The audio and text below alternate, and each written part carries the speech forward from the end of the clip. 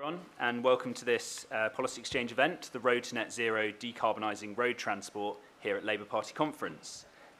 This event is being held in partnership with the Climate Group, so thank you to them to start with. So transport is now the #1 contributor to UK carbon emissions. The government's recently published a Transport Decarbonisation Plan, which included a commitment to phase out the sale of new petrol and diesel cars and vans by 2030, with some exemptions until 2035. Now, in this event today, we're going to ask the question, what more does the government need to do to deliver that phase out and to ensure electric vehicles are practical for drivers, and also talk about wider issues relating to decarbonising road transport. I've got a fantastic panel here with me today. I'm delighted to be joined by Kerry McCarthy MP, the Shadow Minister for Green Transport. She was elected to Parliament in 2005 as the MP for Bristol East, and has previously served on the Shadow Front Bench as Shadow Secretary of State for Environment, Food and Rural Affairs. I'm hoping we're going to be joined at some point down the line by Mary D. Nichols, who's the former chair of the California Air Resources Board, one of the world's leading environmental regulators. We're also joined by Clive Selley, who's the CEO of Openreach, the UK's largest digital infrastructure company. And Openreach is a member of the UK Electric Fleets Coalition, a coalition of businesses committed to transitioning their fleets to 100% zero-emission vehicles. And that's run by the Climate Group, who are sponsoring today's event. And finally, I'm joined by Steve Turner, the Assistant General Secretary of the union Unite. It's Britain and Ireland's largest trade union. And Steve is responsible for the union's manufacturing sector and leads on Unite's strategy to diversify the UK economy and to bring needed skilled jobs and investment around the whole of the UK. And Ireland, I suppose. So, in terms of the running order for today, I'm going to ask each of the panellists for their views and their priorities for decarbonising road transport in the UK. Then we'll have a bit of a panel discussion, and then we'll have a Q&A with questions from the floor here in our packed room in Brighton. So, without further ado, I'll hand over first to Kerry McCarthy MP. So 3 to 4 minutes, Kerry, please, but what are your priorities for decarbonising road transport? Okay, thanks, Ed. Well, the area that's most talked about, obviously, is the electric vehicles, the fact that the government has now adopted the Labour policy of a ban on the sale of new petrol and diesel vehicles by 2030. The ban on hybrids doesn't come in until 2035. Labour feels that it should be sooner than that. But it's all well and good having that ambition, but the government has, to use a driving metaphor, sort of rather taken its foot off the gas in terms of trying to accelerate that shift towards EVs, in that they've cut the plug-in grants. They're kind of leaving it to the market in terms of charging infrastructure as well. So filling in, making sure there's a strategy to get us to where we need to be, which people will not buy EVs unless they're affordable. So we need to look at ways in which we could bring the price down or make them more affordable. That means basically we need as many people as possible to shift to EVs as quickly as possible so that there's a second-hand market developing. But we also could look at things like interest-free loans, maybe a scrappage scheme. All these things are possibly on the table to boost that market. In terms of charging infrastructure, it's at what point does the public sector step in to fill in those gaps, particularly in the rural network that aren't well served by charging points. And if it's just left to the market, probably won't be, because there's not sufficient return. There won't be enough people using them. So that's on cars. I mean, one of the things I know Policy Exchange has actually talked about is a ZEV mandate, as they've got in California as well, in terms of encouraging more manufacturers to start producing EVs sooner. In terms of other vehicles, there's not the same sort of attention paid. The government has announced 4,000 electric buses. We're yet to sort of see them on the streets. It's rather piecemeal in terms of whether electric or biogas or hydrogen's the answer. On hydrogen, it's got to be green hydrogen. There's no point, that blue hydrogen as an intermediate step, that is still fossil fuel linked. So we want to see the shift to green hydrogen as soon as possible. I think the figures are that Germany has put something like 9 billion into its hydrogen strategy, 9 billion euros. We've put 300 million pounds in, so we've got a long way to go. All the technological developments that are associated with that, like carbon capture and storage. And it's just road transport we're talking about today, because that's the other challenge, is once you get onto aviation and sustainable aviation fuels and whether you can get electric short-haul planes and hydrogen as well. But I think it's all very much interconnected. The final point I'd say is we've got to sort out the grid side of things as well, in terms of, you know, massive shift to electrification will mean more demand on the grid. Connection charges for new charging points can be phenomenally expensive. It's not in areas where there's already that supply. And again, we need to see a strategy from the government as to how they're going to do that. Okay. Thanks, Kerry. And now over to Clive Selley from Openreach. Okay, thank you very much, and thank you for the invitation here today. Openreach has the second largest van fleet, commercial van fleet in the UK after the Royal Mail. So we have 28,000 engineers in vans on the road, and that fleet today is almost completely diesel. So we're a big part of the problem, and we intend to be a very big part of the solution. In fact, it must be 2 years ago, Steve, since you and I discussed how we get the commercial van fleets of the UK over to fully electric. We've started on the journey, Steve. 600 electric vans in the Openreach fleet today. Very proud of that, but it's frankly a rounding error when we've got 28,000 vehicles in total. We're absolutely committed to transforming this fleet by the end of the decade. That is very clearly our target, irrespective of what government targets might come and go. That is what we're going to do.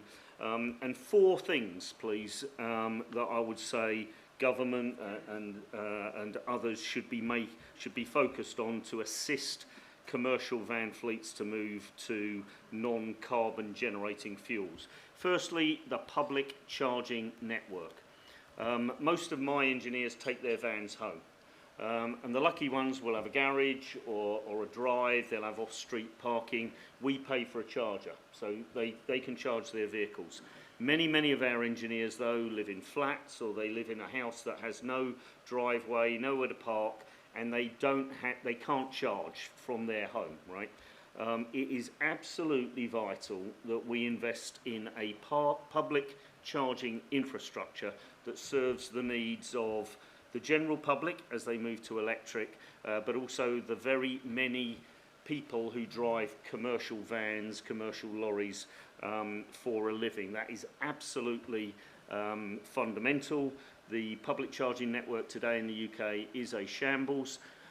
There is very little by way of an infrastructure. The reliability of that infrastructure is very poor. You know, the chances of finding a charging point might be low. The chances of finding one that's in service is even lower. So we've got to invest in public charging infrastructure. Number 2, government grants. It is great that there are government subsidies that subsidise the gap between the price of a diesel vehicle and an electric vehicle, but we have no certainty. You know, that's only got a year to run. Businesses need certainty. They invest when they can see into the future. So we need those grants to be stable and over the long period, not over short term. Thirdly, I think electric vehicles are not the only answer. I worry about the top end of our fleet, very heavy vehicles. My understanding is that electric is possibly not the solution long term there, and I agree with Kerry. We need to invest in hydrogen infrastructure if that is to be the solution for heavy vehicles, for buses, for lorries, etc. And we are way behind in the game, as Kerry has pointed out. And then fourthly, I'm very keen, and this was the topic I discussed a while back with Steve, that we have a UK manufacturing capability for electric vehicles. Today I am an anchor customer for Vauxhall at Luton, Steve. Yep. I buy a lot of Vivaros, which are made on the production line in Luton. They are all diesels. I am reducing my purchase of diesels and buying electric Vivaros. They come from Spain. Right? So we have to get the manufacturing infrastructure in place for electric vans in the UK and the support infrastructure. So particularly the gigafactories that will produce the electric batteries that will charge these electric vans and electric cars. Those are my 4 asks of government and lawmakers in the UK, please.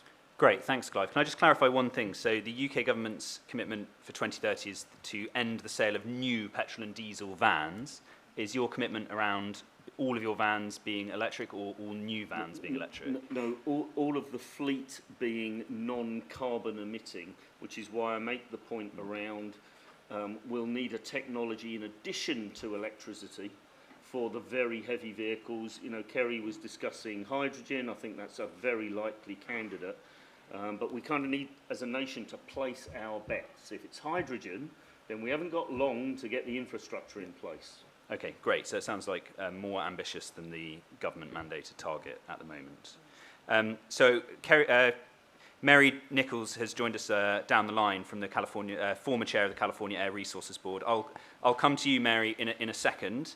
But first I want to come to Steve Turner from Unite. Great, thanks very much for that. Thanks for putting this on as well. I think it's a fantastic initiative and good to see so many people taking an interest in it. My priorities are the priorities of my members and communities across the UK, actually, that are desperate to secure jobs. Job security, reskilling, investment, confidence that a growing sector and a vibrant sector in the UK economy, which the automotive sector is. Many describe it as the jewel in the crown over the course of the last 15 or 20 years, driving up regional and local economies as well as the overall balance of payment, because so much is export, can transition from combustion engines to EVs, whether that's EV full battery, whether that's hybrid, which is the case for many of our manufacturers here in the UK right now, or whether indeed it is that fuel cell hydrogen. And we're in discussions with many of the manufacturers about making those high value components here and not just assembling vehicles here with components that have their own carbon footprint being imported from elsewhere around the world. So it's about localising resilient supply chains here in the UK, as much as it is making sure that we're actually assembling vehicles and protecting hundreds of thousands of jobs, actually. There's an estimate that there's some 800,000 people employed in the totality of the automotive sector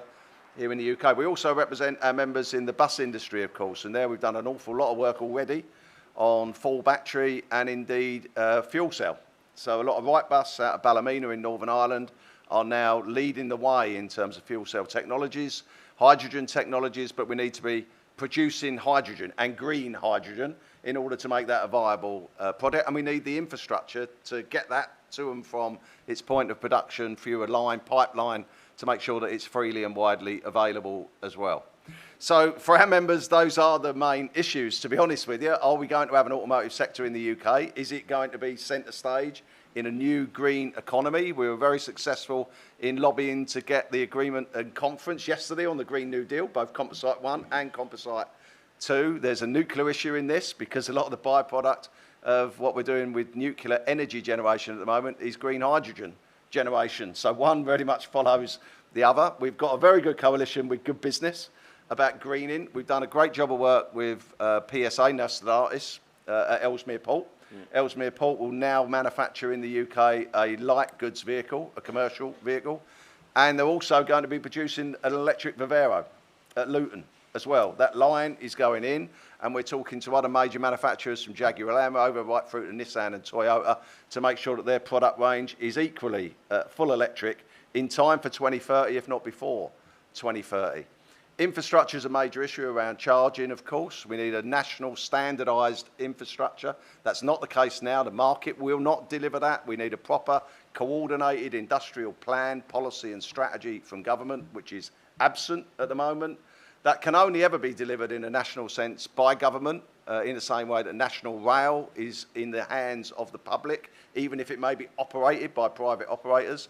We need to standardise the charging mechanisms. Too many people have got 5 or 6 different charging adapters and cabling networks in the back of their car so that they've actually got the appropriate one when they pull up somewhere to be able to charge. It's all operated by different operators. There's no coordinated standardised programme that could probably be done within the EU faster than it will be done here, even though getting Brexit done could have meant that we could have done it here, of course, but they won't take the initiative. And then it's pricing. And there's a big issue around pricing, and the poorest in our communities that are expecting to go over to electric will be paying variable rates from private sector suppliers on the street whereas some of the more affluent in society that have already got electric vehicles, many of them are second vehicles sitting there next to a 4x4 that they use to go wherever it is that they go on long distances. The reality is they'll be paying domestic standard electricity charges to charge up theirs. So there's a cost price on the poorest in society on charging as well as buying. Okay, great. Thank you, Steve. So I want to come now to Mary Nichols, the former chair of the California Air Resources Board. Mary, I wonder if you could just give us 3 or 4 minutes on how California became a leader in electric vehicles and where you see the challenges going forward, both in California and globally. Happy to do that. Good morning, everybody. It's just a little after 7 a.m. here, so I apologize for being late. But, my dog was making demands on me this morning. That would be my excuse.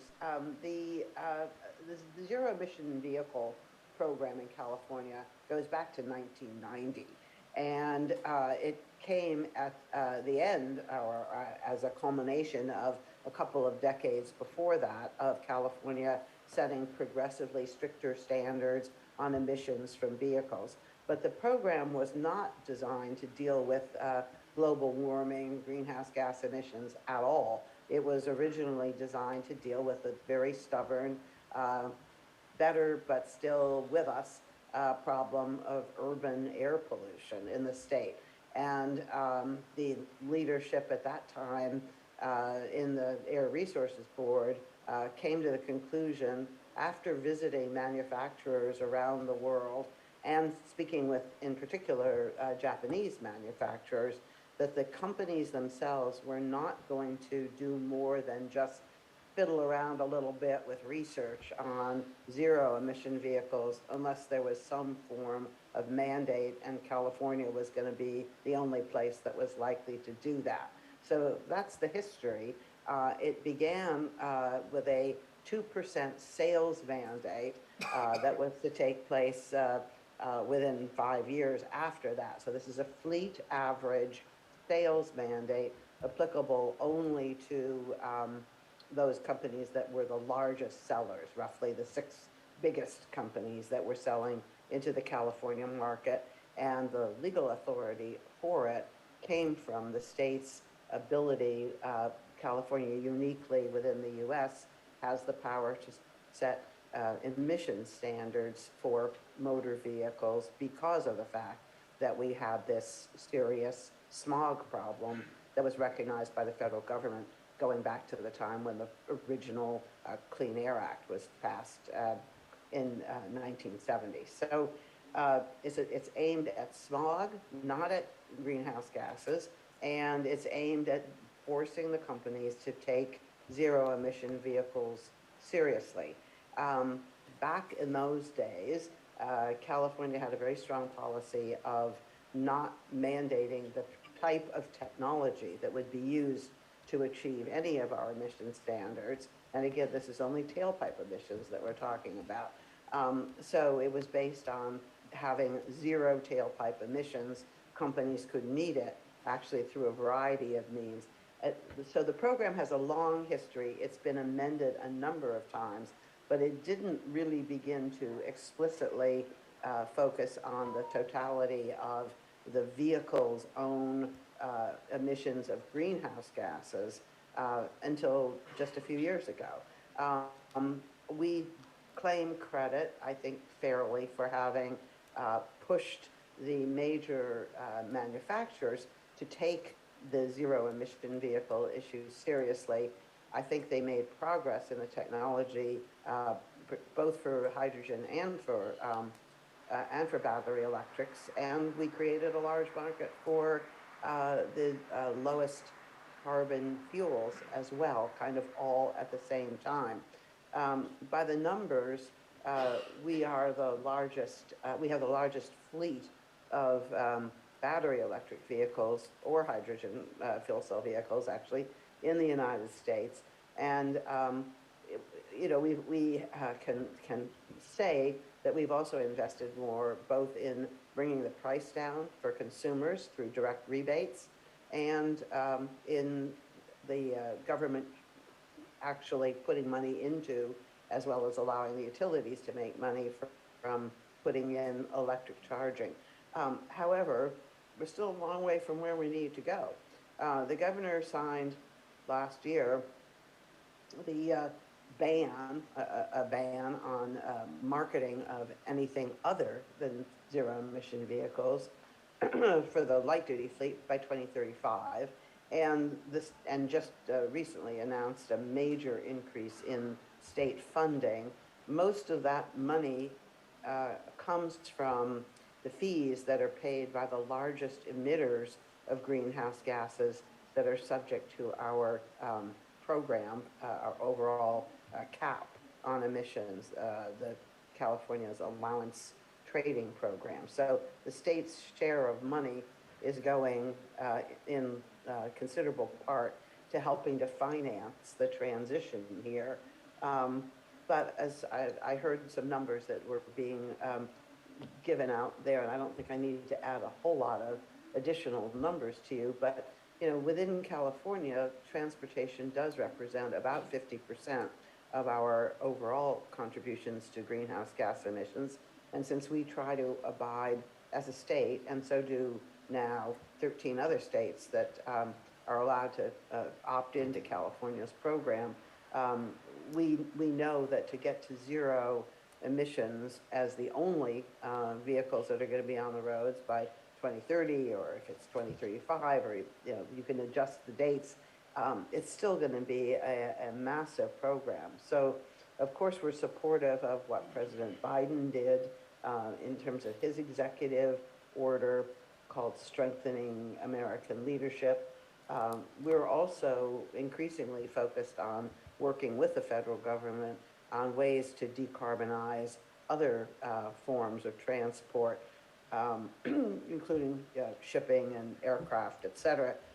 I guess I would just say that if I were giving you advice, it would be to not just focus on the light-duty fleet, but to early on start looking at the decarbonizing of trucks and buses and all of those commercial applications, because the need for incentives, the timelines, the types of infrastructure that you need are different. It's a really complicated ecosystem out there, and it can't just sort of follow along behind what the passenger cars are doing. So again, I don't think I should say do what we did, because it took us a long time to get to where we are now, and we still have to continue to squeeze emissions out of conventional ICE engines as well. One of the things that the car companies will tell you is, well, okay, we will and we are already investing huge amounts of money in going to battery electric vehicles. And a lot of the sort of second level details of the complexities of how to do that are still not worked out. But in the meantime, just let us keep selling what we make money on, which is, the van or the SUV that is carrying around a soccer team and is burning conventional gasoline. So we can't just sort of let that continue on, because even when we get to our dream goal, not a dream, but hopefully a serious goal, there's still going to be an awful lot of those conventional vehicles out there on the road.